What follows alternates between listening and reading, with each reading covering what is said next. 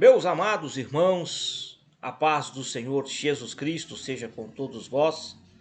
Aqui quem vos fala é o pastor Carlos Alvarenga, aqui da Assembleia de Deus, Ministério de Madureira, cidade de Uberlândia, estado de Minas Gerais. Nosso pastor presidente é o pastor Antônio Almeida, a quem envio as minhas saudações. Chego até você por meio dessa videoaula para comentar as lições bíblicas da editora Betel. Neste quarto trimestre do ano de 2021, nós estamos tendo um trimestre bíblico, visto que estamos estudando a epístola do apóstolo Paulo aos Efésios. A lição de hoje é a lição de número 9, os dons de Cristo para a unidade do corpo. Esta lição é baseada no capítulo 4 de Efésios. Então vamos à lição. Antes, vamos orar. Senhor nosso Deus e Pai, nós te bendizemos e também te somos gratos. Gratos pela vida e pela oportunidade que temos de nos conectar com os irmãos, aonde quer que eles estejam, por meio do teu Espírito, por meio da tua palavra e por meio da tecnologia. Senhor, que possa eu ser instrumento para ministrar a sua palavra. Palavra esta que é boa, palavra esta que é verdadeira, que é viva e que é eficaz. E que a mesma possa cair em boa terra e produzir muito fruto, edificar a cada um daqueles que vão ouvir essa palavra e também capacitá-los para retransmiti-la aos seus alunos. Que esta palavra possa reverberar nas vidas e nos corações e trazer transformação. Mas, acima de tudo, que esta palavra possa produzir em nós frutos que glorifiquem ao Senhor. Em o nome de Jesus, amém. Meus amados, então vamos iniciar a nossa aula.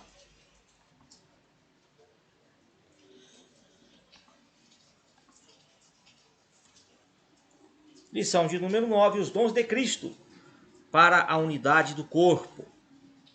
Nosso versículo-chave, Efésios capítulo 4, verso 11. E ele mesmo quem? Cristo, deu. A ideia aqui é de chamar e capacitar. Uns para apóstolos, e outros para profetas, e outros para evangelistas, e outros para pastores e doutores. A verdade aplicada.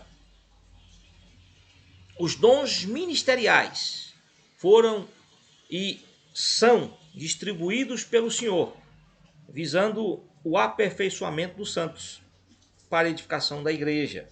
Os dons foram distribuídos ali no tempo dos apóstolos, mas eles vêm sendo também distribuídos por Cristo através dos tempos, e eles são distribuídos ainda hoje. Nosso texto base, Efésios capítulo 4, versos 7, 8, 12, 13 e também o versículo de número 14. Vamos ler a palavra de Deus. Mas a graça foi dada a cada um de nós, segundo a medida do dom de Cristo.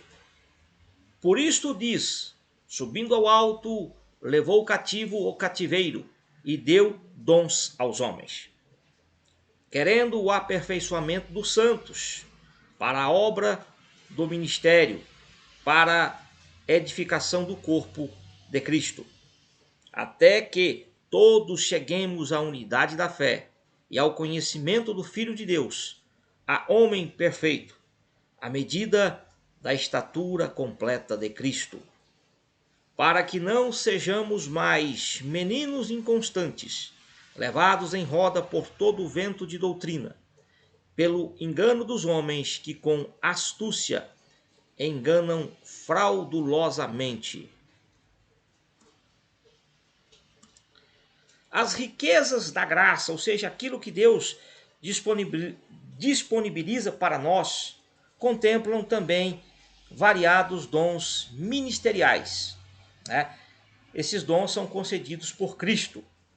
E quando nós olhamos para a vida de Cristo, nós vemos que esses dons, eles estavam presentes na sua vida durante o seu ministério público e terreno. Então, ele disponibiliza, ele dá esses dons à sua igreja por intermédio do Espírito Santo.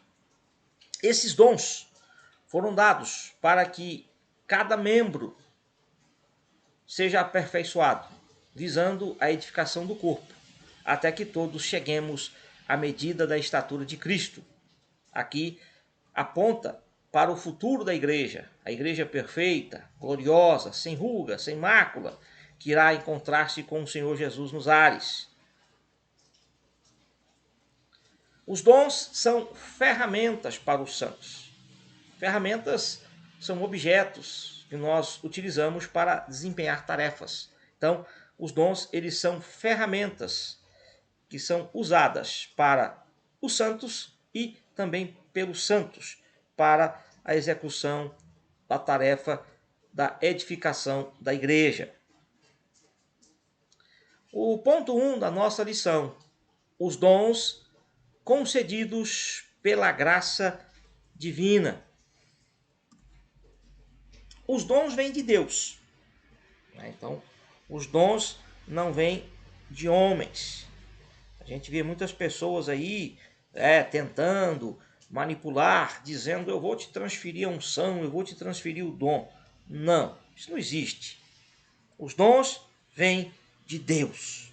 Só Ele pode concedê-los. São dádivas da graça, são favor, e eles são de graça. Você não compra, você recebe esses dons de graça.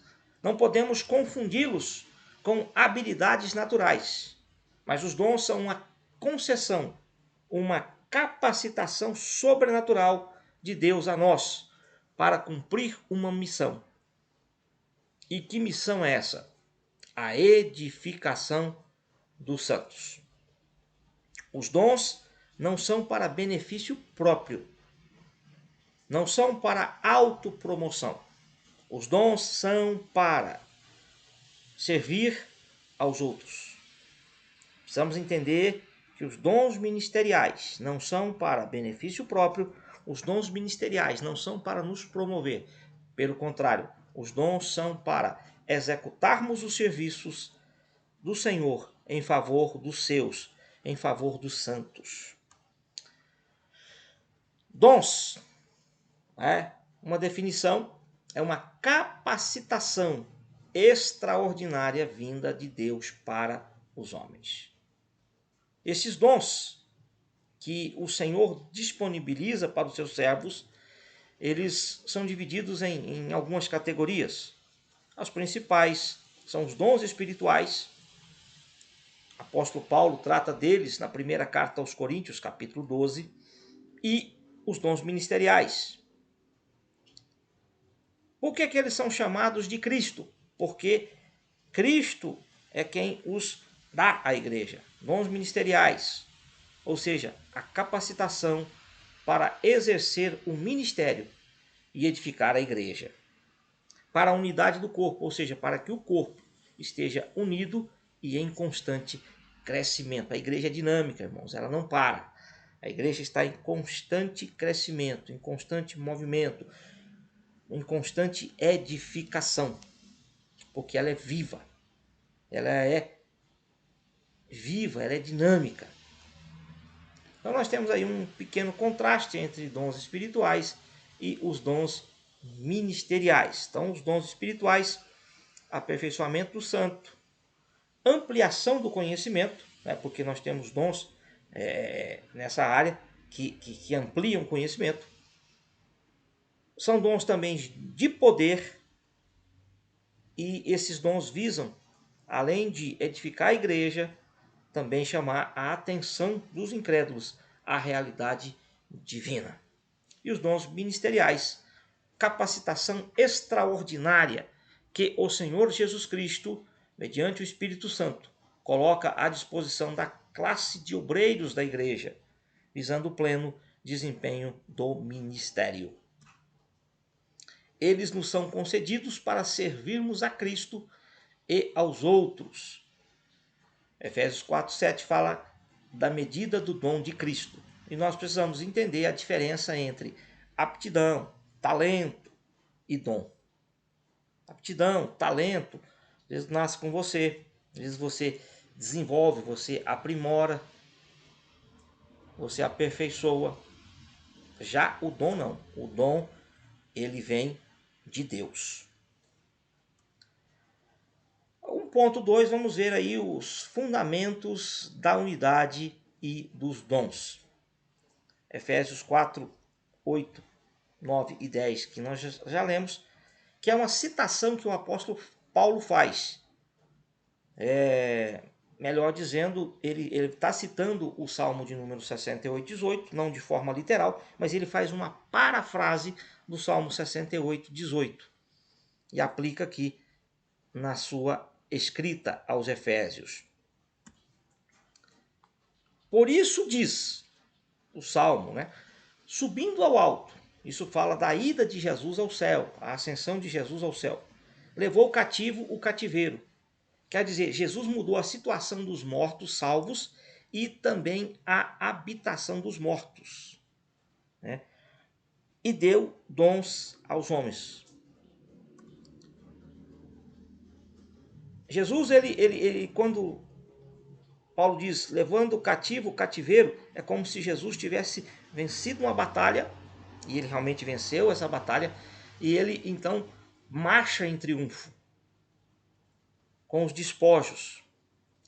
E temos uma alusão a isso lá na carta aos Colossenses, capítulo 2, o verso 15. E despojando os principados e potestades, os expôs publicamente, e deles triunfou em si mesmo.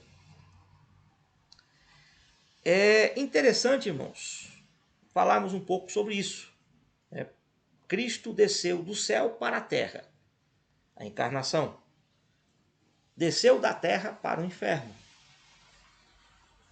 Existe uma expressão latina, descensus Christi ad inferos, que é a descida de Cristo ao inferno. Esse assunto ele é um pouco polêmico na igreja, porque existem algumas linhas de interpretação, mas a linha de interpretação correta é a que crê que ele desceu ao inferno. Ora, isto é, ele subiu, que é, senão que também antes tinha descido às partes mais baixas da terra, Efésios 4:9. Partes baixas da terra, alusão ao inferno. Jesus, ao morrer na cruz, em algum momento, o seu corpo ele é sepultado e o seu espírito desce ao inferno, onde ele vai tomar de Satanás as chaves e vai levar cativo o cativeiro, ou seja, os salvos que estavam mortos ali no Hades, Jesus vai transladá-los, ou seja, vai levá-los das partes baixas da terra para o paraíso, aonde eles estão aguardando a ressurreição dos corpos. Quando Paulo usa a expressão partes baixas da terra, ele usa ele usa uma palavra grega, katóteros. E katóteros refere-se àquilo que é de baixo, aquilo que é inferior, uma referência ao Hades, que é o nome grego para inferno. É uma linguagem metafórica acerca do inferno, que é um lugar invisível, aonde os mortos ficam. É identificado como o estado intermediário. Jesus contou uma história, erroneamente se diz que é uma parábola, não é uma parábola, é uma história real, do rico e Lázaro. Isso está lá em Lucas, capítulo 16, versos 19 a 31. E ali nós temos uma visão de como era o inferno, o lugar dos mortos, ou o Hades. O Hades tinha 3 partes. Tinha o lugar dos perdidos, que era propriamente o Hades. Havia uma segunda divisão, que era um abismo que existia entre o Hades e o seio de Abraão, que é o Tártaro. O Tártaro é onde estão presos demônios que um dia serão soltos. E a terceira parte, que apesar de ficar no Hades, ficava um pouco acima. Porque a Bíblia diz assim: e o rico, levantando os olhos, viu Lázaro. Então, nós tínhamos o Hades, o Tártaro e o seio de Abraão. Jesus vem e transfere o seio de Abraão para o paraíso, para cima. E hoje o Hades continua, o Hades e também o Tártaro, que é para onde vão, o Hades, obviamente, que é para onde vai aqueles que morrem sem Cristo.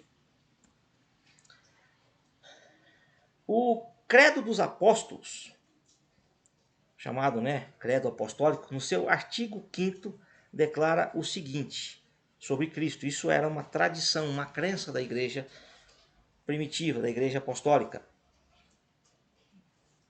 No artigo 4º, diz que ele padeceu sob Pôncio Pilatos, ou seja, ele morreu sob Pôncio Pilatos. Pôncio Pilatos mandou matá-lo. E aí o artigo 5º diz assim: desceu à mansão dos mortos, ou seja, o Hades, e ressuscitou ao terceiro dia. Aqui uma pequena pintura, de como seria lá Cristo descendo ao inferno, óbvio e evidentemente que é só uma pintura, uma imaginação do artista.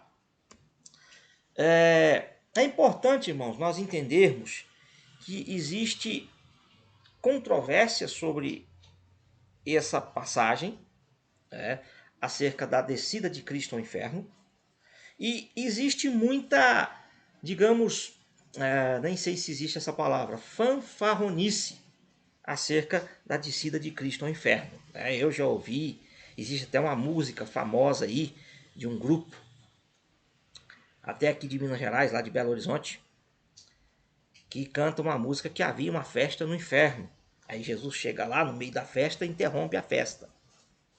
Um dia eu vi um pregador que falava dessa festa e ele,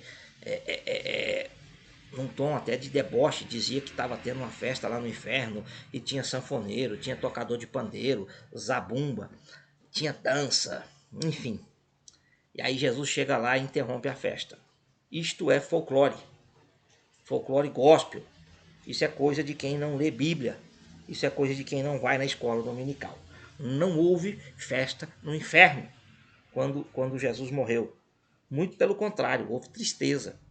Não porque ele morreu, mas porque a sua morte selava definitivamente o destino de Satanás. Satanás sabia que a morte de Cristo determinava, de uma vez por todas, a sua derrota. Cristo desceu ao inferno, mas não havia festa.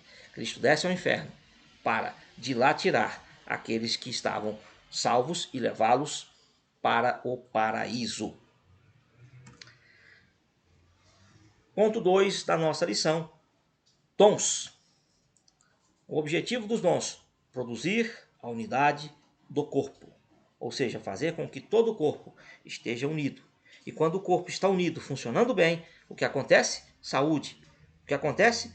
Desenvolvimento. O que acontece? Crescimento. Veremos agora como era a estrutura ministerial da igreja do Novo Testamento. Nós não vamos entrar aqui na questão de cargos, de ofícios. Não, nós vamos falar dos dons ministeriais. Dons ministeriais são uma coisa, ofícios, cargos são outra coisa. Mas o nosso objetivo aqui é falar dos dons. E o primeiro dom mencionado é apóstolos.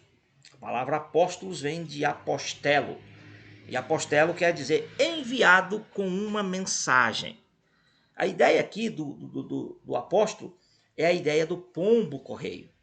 Você provavelmente já viu algum filme medieval, algum filme da antiguidade, e ali eles mandavam pombos, enrolavam ali um pergaminhozinho nas perninhas do pombo para que ele levasse uma mensagem. Então essa é a ideia por trás da palavra apóstolo, que é o pombo correio levando uma mensagem. O apóstolo era o representante de quem o enviava. Então ele era como que um representante oficial daquele que o enviou. Então ele era um representante de Cristo Jesus. Falando um pouco sobre o termo apóstolos, nós tivemos os 12 apóstolos. São aqueles que foram escolhidos por Cristo e caminharam ali com ele por cerca de 3 anos durante o seu ministério. Depois nós temos Paulo, um apóstolo, vamos dizer assim, especial, porque ele vem, como ele mesmo diz, fora do tempo, como um abortivo. Nós temos outras pessoas que foram chamados de apóstolos. Por exemplo, Barnabé, chamado de apóstolo, Atos 14, verso 4 e verso 14. Andrônico e Júnia também são chamados de apóstolos. E há até uma controvérsia, né? Se Júnia seria um homem ou uma mulher. Mas isso não é assunto para tratarmos aqui hoje. Mas foram também chamados de apóstolos. Eram homens de destacada liderança espiritual, ungidos com o poder para confirmar o evangelho, com sinais e maravilhas. Cuidavam do estabelecimento de igrejas, cuidavam da doutrina e organização da igreja. Sua missão era instruir os crentes, né? Jesus disse, né? Ide por todo mundo, batizai-os em nome do Pai, do Filho e do Espírito Santo. Jesus dá aqui a grande comissão para que se evangelize, se discipule, se faça obreiros para o desenvolvimento da obra. Seus ensinamentos deram substância à fé dos primeiros crentes, contribuindo assim para a formação do corpo doutrinário da igreja. Tanto é que você vai ler sobre a edificação, sobre o fundamento dos apóstolos e dos profetas. Não que a igreja esteja fundamentada sobre eles, mas fundamentada sobre o ensino deles. É preciso fazer essa diferença. A igreja tem como fundamento único e exclusivo Cristo. Agora, quando se diz fundamento dos apóstolos e profetas, refere-se ao ensino que eles proveram à igreja. Não há sucessão apostólica, no sentido de que os apóstolos de Cristo nomearam outros apóstolos, que nomearam outros apóstolos. Não, isso aí não existe. Mas o dom de apóstolo continua. Não morreu ali como muitos querem na época da igreja apostólica. O dom é atual. São homens que são levantados por Deus com uma visão diferenciada para a expansão do evangelho e da igreja. Podemos citar aí homens como John Wesley, que promoveu uma revolução na Inglaterra. A Inglaterra foi sacudida pelo poder do evangelho nos dias de John Wesley. John Wesley mudou radicalmente a história e o ambiente da Inglaterra. A Inglaterra só não entrou numa revolução como a França porque houve um homem chamado John Wesley. O que dizer de homens como Daniel Berg e Gunnar Wingre, que vieram ao Brasil e fundaram aqui a Assembleia de Deus. Apóstolos. Então, apóstolos são homens capacitados pelo Senhor, com uma visão diferenciada para a expansão do reino. Segundo dom ministerial citado pelo apóstolo Paulo, profetas. O profeta é aquele que fala por Deus.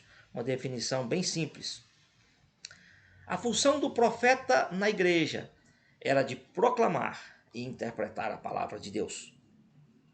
Sua mensagem visava exortar, consolar e edificar. Também podia predizer o futuro. Um exemplo é o profeta Ágabo. Ágabo profetizou que haveria uma fome, Atos 11, 28. E depois Ágabo, ele até meio que imitando ali o profeta Jeremias, né? ele vai pegar o cinto de Paulo, vai se amarrar com o cinto de Paulo e dizer que o dono daquele cinto seria também ligado, ou seja, seria preso em Jerusalém. Atos 21, 10 e 11. Ambas as profecias proferidas por Ágabo se cumpriram, mostrando que ele era um verdadeiro profeta. Os profetas continuam imprescindíveis à igreja. Precisamos de homens que se levantam, que são levantados por Deus para exortar, consolar e edificar a igreja.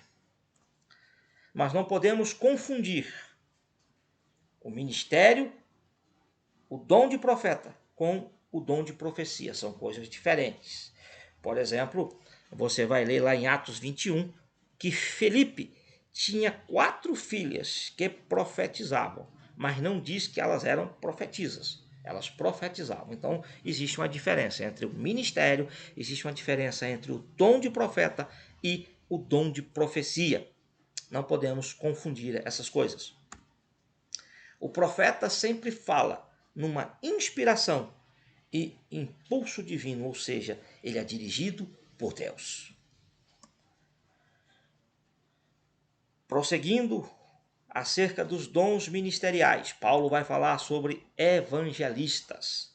Eram homens de Deus, vocacionados e capacitados a pregar um evangelho. Um grande exemplo foi Filipe. Filipe desceu a Samaria e ali pregou o evangelho, fez sinais, prodígios, maravilhas, e muitas pessoas se converteram a Cristo. Depois Filipe, instruído pelo Espírito Santo, vai se encontrar com o eunuco e vai evangelizá-lo. E ao final do evangelismo, Filipe consegue grande êxito na sua missão. Por quê? Porque o próprio eunuco pede para ser batizado e Filipe o batiza. Nós temos a ideia de que o evangelista é aquele que prega para multidões. Isso é verdade. Mas o evangelista também prega para uma pessoa. Jesus é o grande exemplo de um evangelista. Nicodemos e a samaritana foram evangelizadas por ele e vieram à conversão. Infelizmente, há muitos evangelistas, no sentido de ter um cargo, que nunca ganharam uma alma sequer. São equívocos ministeriais, né? Pessoas que são consagradas muitas vezes por uma questão de amizade, por uma questão econômica. A gente sabe que existe isso dentro da igreja e isso atrapalha por demais o desenvolvimento da obra de Deus.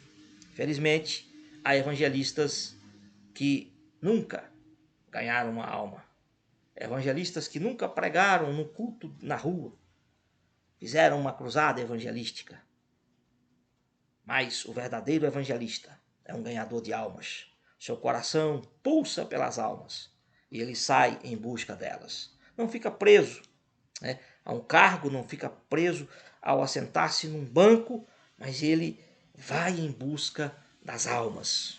Que Deus possa, né, derramar mais e mais esse dom de evangelista sobre nós, para que tenhamos ganhadores de alma. No passado, havia muitos e muitos evangelistas, mesmo sem o cargo, né? Homens e mulheres que gostavam, que amavam evangelizar, ganhar almas. Que Deus tenha misericórdia de nós e que o dom de evangelista novamente sobressaia na igreja. O verdadeiro evangelista é sedento por almas. Pastores. Os pastores são aqueles que dirigem congregações locais e cuidam das suas necessidades espirituais. Uma outra coisa que eu acho interessante, para não dizer absurdo, né? Mas já dizendo, é pastor que não dirige igreja. Tem só o título, mas não tem o cargo, não tem o ofício, não tem o ministério, não tem o dom de pastor. Tem pastor que só canta, tem pastor que nem prega, mas está lá, cargo. devem se esforçar para que todos os crentes permaneçam na graça divina. Devem guardar e instruir as ovelhas. Outro dom ministerial, mestres. Quem são os mestres? Mestres são aqueles que têm o dom de esclarecer, de expor e proclamar a palavra de Deus, a fim de edificar o corpo de Cristo. Nós não podemos confundir o dom de mestre com a capacidade de ensinar. O dom vem de Deus e o ensinar vem da capacidade aperfeiçoada. Né? Por exemplo, eu, por estudo, por dedicação, consigo ensinar, mas eu não tenho o dom de mestre. E tem muita gente que confunde, né? Só porque ele é professor da escola dominical, ele acha que ele tem o dom de mestre. Não, irmãos, não podemos confundir as coisas. O mestre vai interpretar as escrituras, trazendo clareza a partes aparentemente difíceis. Ele vai trazer luz ao texto. Por quê? Porque ele teve revelação, ele teve iluminação para ensinar aquela parte difícil das Escrituras. O mestre desenvolve e sistematiza as doutrinas de forma a tornarem elas claras e compreensíveis. Ou seja, o mestre torna a verdade bíblica compreensível. Um homem que tinha o dom de mestre, que o Senhor já o recolheu, o saudoso pastor Antônio Gilberto. Aquele homem ensinava com uma clareza que era impossível você não entender o que aquele homem estava dizendo.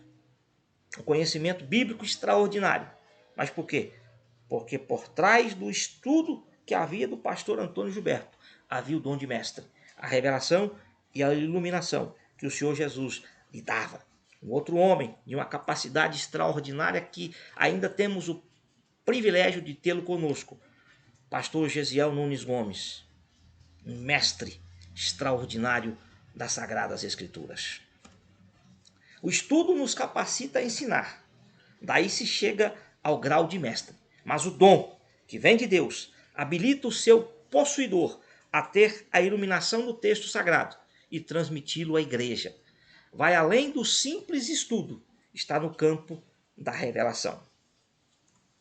Agora vamos falar do ponto 3. A razão e os objetivos dos dons ministeriais. Como eu disse no início, os dons não são para nos promover.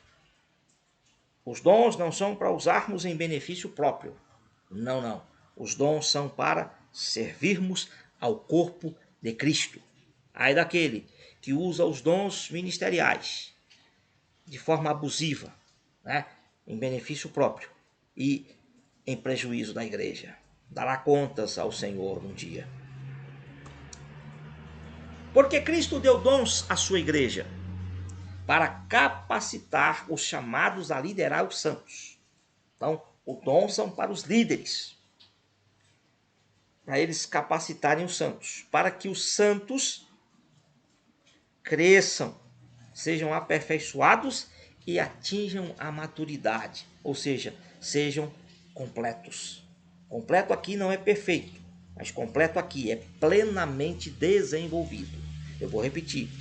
Completo não é perfeito, mas plenamente desenvolvido. A palavra é teleios, né? É uma pessoa que desenvolveu, é uma pessoa que cresceu, é uma pessoa sem falta, não perfeita. Então, qual é o objetivo? Primeiro, o aperfeiçoamento dos santos. O que isso quer dizer? De uma forma bem prática e simples, o aperfeiçoamento quer dizer você ajustar, alinhar, tornar apto para uso. Ou seja, aquilo ali está quebrado, conserta, e ele volta a ser novamente apto para ser usado. A ideia por trás da palavra aperfeiçoamento é o ajuste de um osso que foi deslocado ao seu devido lugar. Por exemplo, alguém desloca o osso aqui do ombro.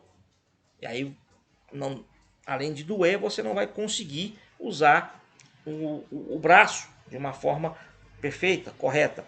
E aí o que acontece? O aperfeiçoamento, coloca-se o ombro no lugar. E aí volta a funcionar bem. Então esse é o objetivo, fazer com que funcione bem. Quando isso é feito, o membro que tinha sido afetado torna-se apto para ser usado. Então, os dons ministeriais são para que nós sejamos ajustados, alinhados e nos tornemos aptos para sermos usados pelo Senhor.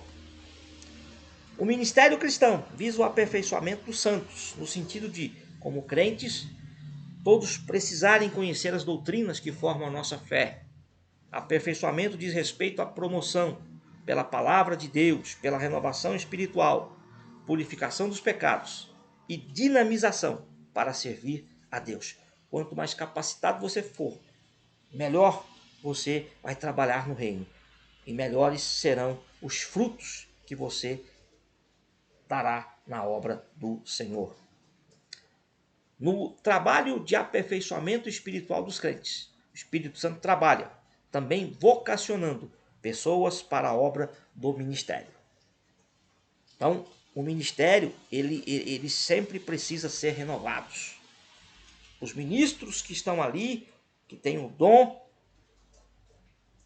de apóstolo, de profeta, de evangelista, de pastor, de mestre, precisam, direcionados pelo Senhor, escolher obreiros, capacitá-los, para que eles também sejam capacitados pelo Senhor com dons ministeriais para servirem a igreja. Esta, por sua vez, deve preparar e habilitar obreiros para a obra do ministério. O obreiro, irmãos, precisa ser separado, não por amizade. O obreiro precisa ser separado, não porque pula mais do que os outros, grita mais alto do que os outros.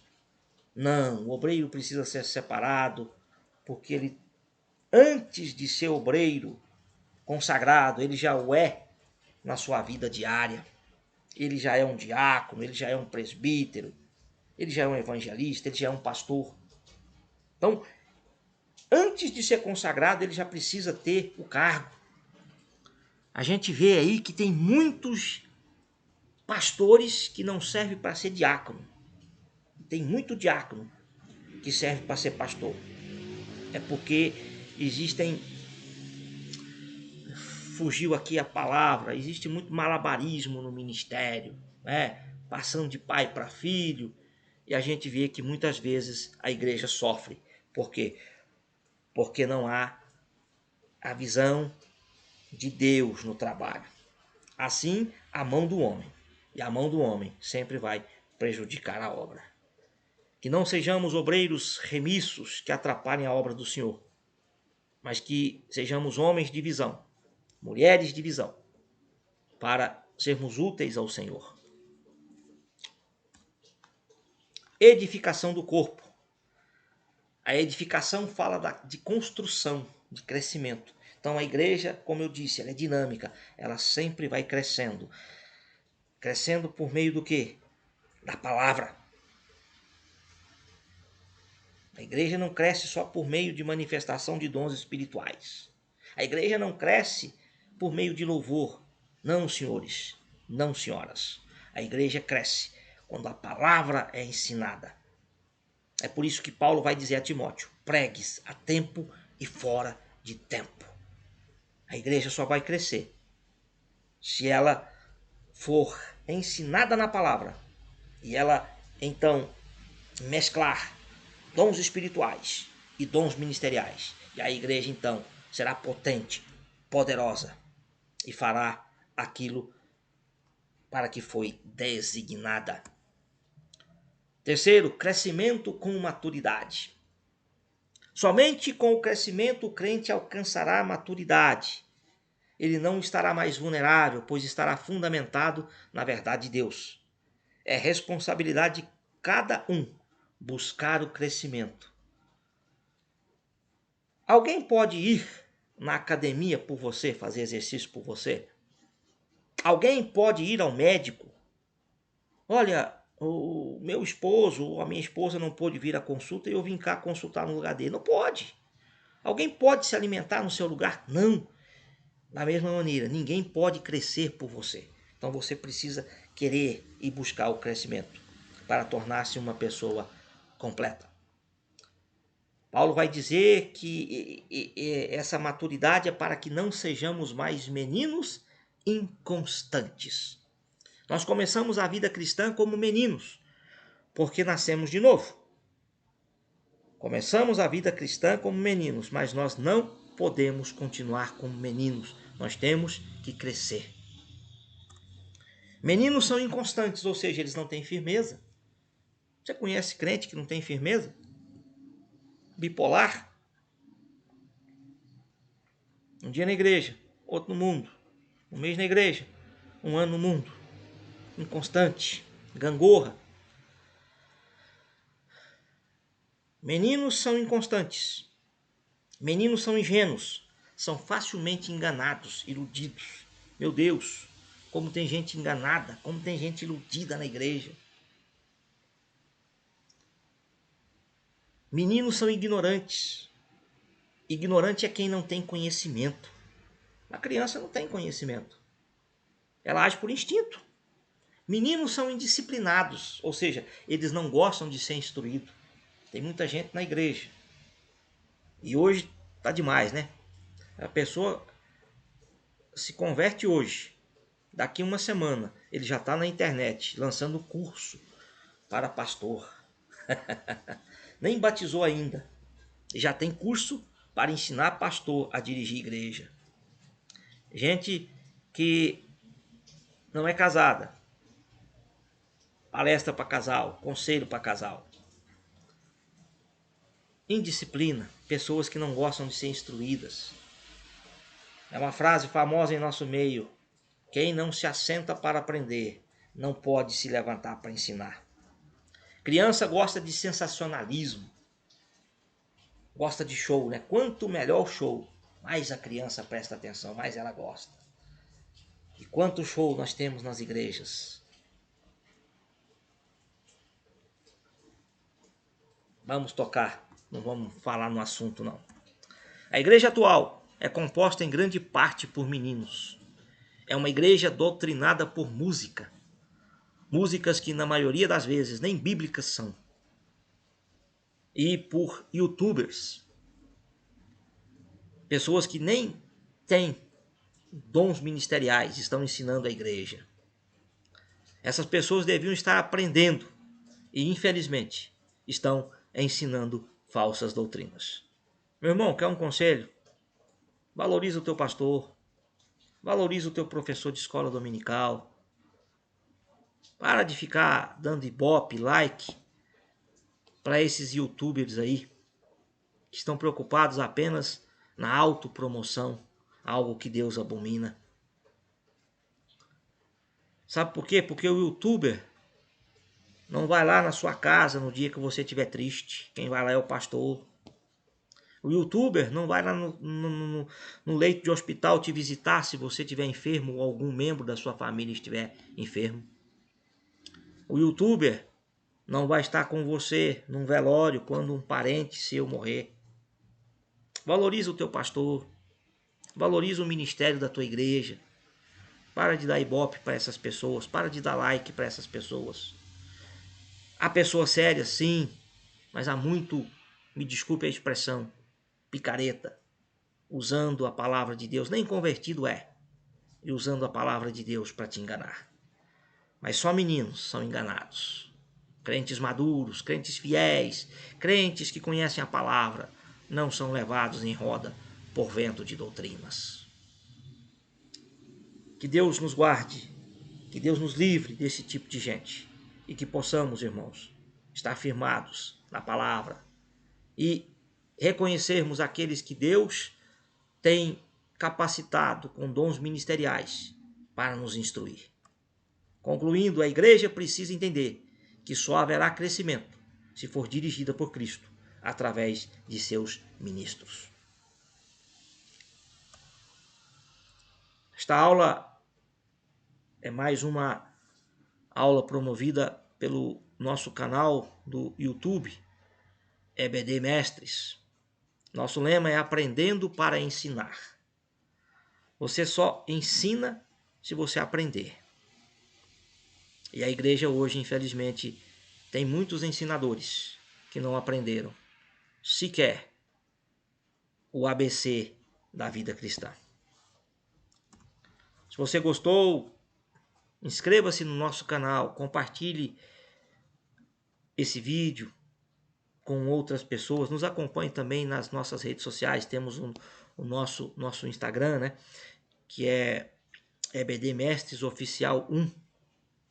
Nos ajude a divulgar a palavra de Deus, porque aqui sim, irmãos, somos sérios, não somos melhores do que ninguém, não desmerecemos ninguém, mas pregamos a palavra, e quem prega a palavra precisa ser levado a sério. Que Deus nos guarde e que Deus nos abençoe. Até a próxima aula. Que você possa ter uma excelente aula e abençoar a vida dos seus alunos.